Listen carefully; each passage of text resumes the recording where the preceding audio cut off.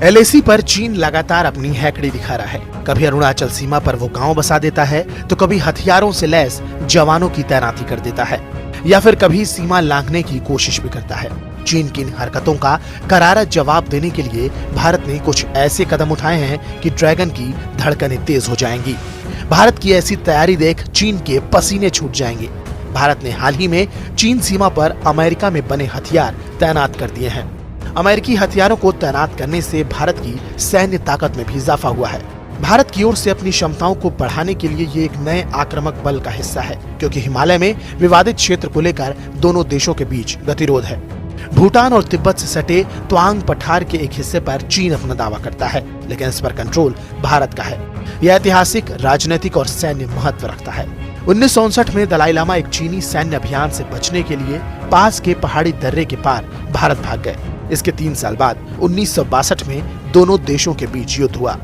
अब अमेरिका में बने Chinook helicopter, ultra light road howitzer और राइफल्स के साथ साथ स्वदेशी सुपरसोनिक क्रूज मिसाइल सीमा पर भारत की ताकत बढ़ाएगी और साथ ही चीन की हरकतों को नाकाम करने का भी दम रखती है।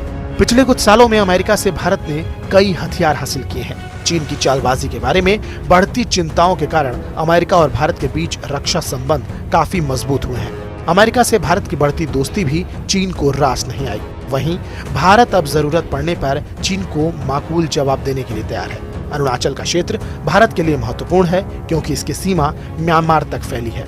लाइन ऑफ एक्चुअल कंट्रोल पर चीनी सेना की गतिविधि थोड़ी बढ़ी है, लेकिन चीन को जवाब देने के लिए भारतीय सेना पूरी तरीके से तैयार है। भारतीय एयरफोर्स अब चिनूक जैसे हेलीकॉप्टर से लैस है, जो सैनिकों को आसानी से और तेजी से पहाड़ों के पार ला सकते हैं।